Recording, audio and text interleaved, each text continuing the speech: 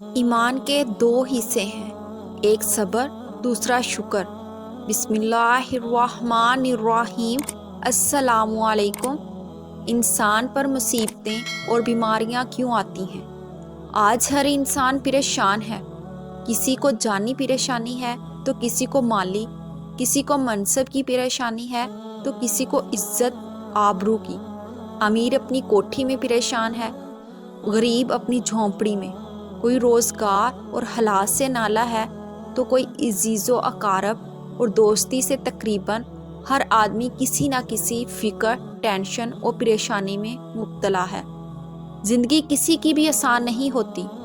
زندگی کو آسان بنایا جاتا ہے پیار سے، خلوص سے اور برداشت سے۔ مشاہدے، تجربے سے یہ بات بھی واضح ہوتی ہے کہ مصیبتوں کی زد میں آنے والے لوگ اپنے اعمال کے اعتبار سے مختلف طبقات سے تعلق رکھتے ہیں۔ بعض اوقات مصیبتوں کا نشانہ بننے والے لوگ بہت زیادہ نیکوکار، اور اسی طرح بعض حد سے اعتدال سے بڑھ جانے والے، ظلم اور زیادتیاں کرنے والے نیکوکاروں کو مصیبتوں میں مبتلا دیکھ کر لوگ بالعموم دکھ اور غم کی کیفیت میں مبتلا ہو جاتے ہیں۔ اللہ تعالیٰ کی بارگاہ میں ان نیکوکاروں کے لیے رحمت کے طلبگار بن جاتے ہیں، جبکہ اس کے برعکس مجرموں کو برے انجام سے دوچار ہوتا دیکھ کر لوگ عبرت حاصل کرتے ہیں۔ اللہ تعالیٰ کے نیک اور برگزیدہ بندے جو مصیبتوں میں مبتلا ہوتے ہیں تو یہ اللہ تعالیٰ کی طرف سے ان کا امتحان ہوتا ہے، آزمائش ہوتی ہے۔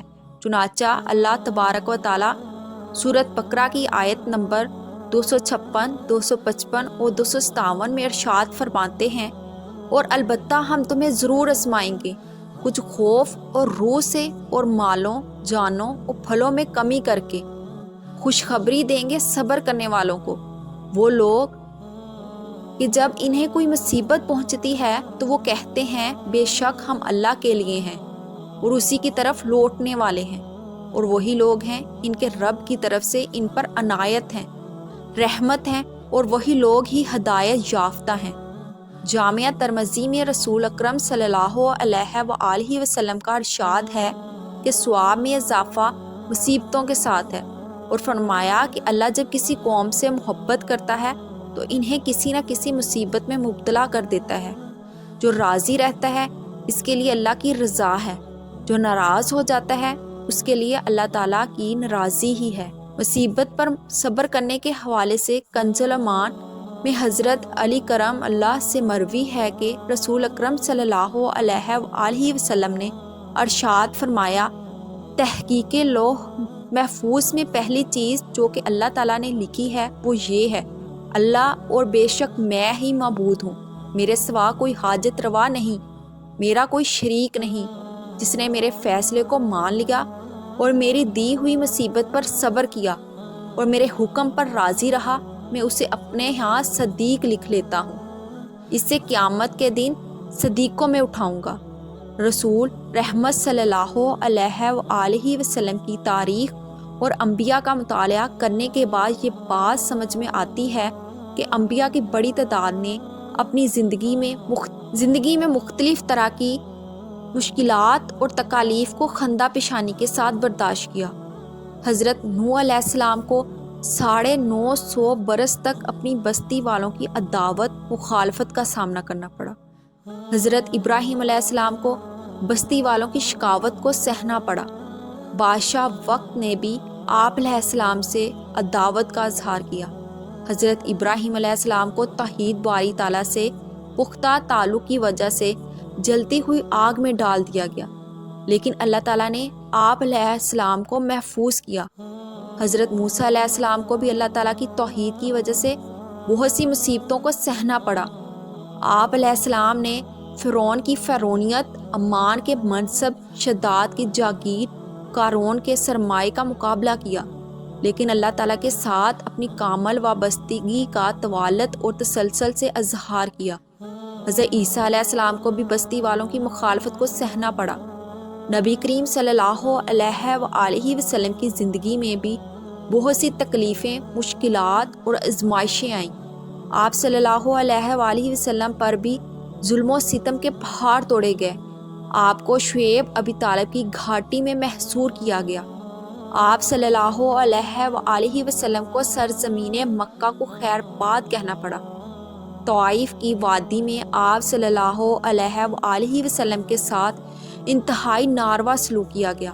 اس موقع پر جبرائیل امین علیہ السلام پہاڑوں کے فرشتے کے ساتھ آئے تو نبی مہربان رسول صلی اللہ علیہ وآلہ وسلم نے فرمایا، اے اللہ انہیں ہدایت دے، بے شک یہ نہیں جانتے نبی کریم صلی اللہ علیہ وآلہ وسلم کے قریبی فرقہ کو بھی دین سے تعلق کی پاداشت نے مختلف طرح کی اذیتوں کا نشانہ بننا پڑا۔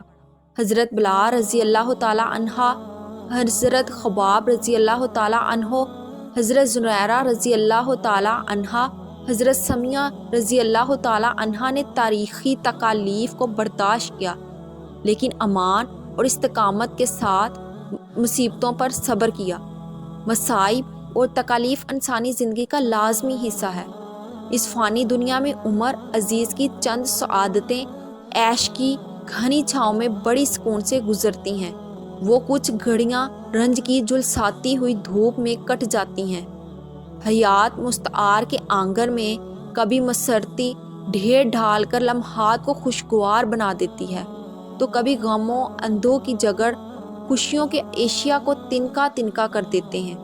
رنج و غم سے عبادت، یہ زندگی کی ہچکولے کھاتی ہوئی کشتی اپنے دامن میں زمانے کی تلخ شیریں یادیں لیے ہوئے آخر موت کے ساحل پر لنگر انداز ہو جاتی ہے۔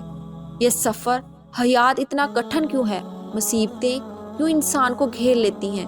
خدا تو اپنے بندے سے 70 ماؤں سے بھی زیادہ پیار کرتا ہے، پھر انہیں آزمائش کی چکی میں کیوں پیستا ہے؟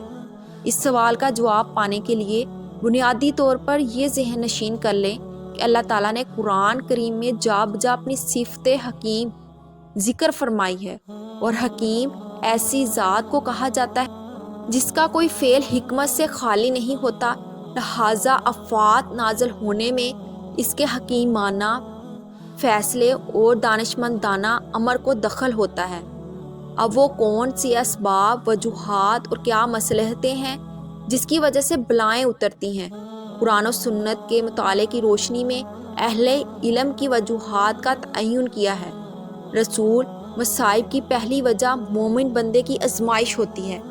اللہ کی ذات انسان کی آزمائش کرتی ہے، اہل دنیا پر واضح کرنے کے لیے میرا بندہ مصیبت آنے پر صبر کرتا ہے یا بے صبری کا مظاہرہ کرتا ہے، مختلف طریقوں سے آزماتا رہتا ہے۔ ارشاد باری تعالیٰ ہے، اور ہم تمہیں کچھ خوف اور بھوک سے دوچار کر کے اور مالوں اور جانوں اور پھر پھلوں میں نقصان کر کے ضرور آزمائیں گے۔ دوسرا سبب مسلمان کے گناہوں کا کفارہ ہے۔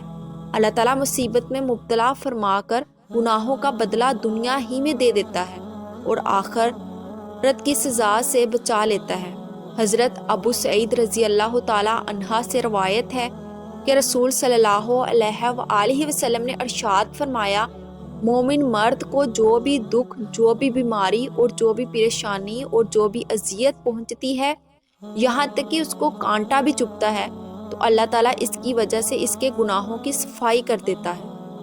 حضرت عبداللہ بن مسعود رضی اللہ تعالیٰ عنہ نبی کریم صلی اللہ علیہ وآلہ وسلم کا فرمان نقل کرتے ہیں، مومن شخص کو مرض یا اس کے علاوہ کسی اور صورت میں جو تکلیف پہنچتی ہے، اللہ تعالیٰ اس کی وجہ سے اس کے گناہوں کو اس طرح جھاڑ دیتا ہے جیسے خزاں میں درخت اپنے پتے جھاڑ دیتا ہے۔ ایک وجہ نیک اور متقی لوگوں کے درجات کو بلند کرنا ہے۔ انبیاء، اولیاء، سلف صالحین کے سوانح پڑھنے سے معلوم ہوتا ہے کہ ان کی زندگی میں بڑے کٹھن حالات اور دشوار گزار مراحل آئے۔ حضرت سعد رضی اللہ تعالیٰ عنہ سے نبی کریم صلی اللہ علیہ وآلہ وسلم کا ارشاد منقول ہے، سب سے زیادہ مصیبتیں انبیاء پر آئیں، پھر جو ان کے طریقے کے زیادہ قریب ہیں، پھر جو ان کے طریقے سے زیادہ قریب ہیں۔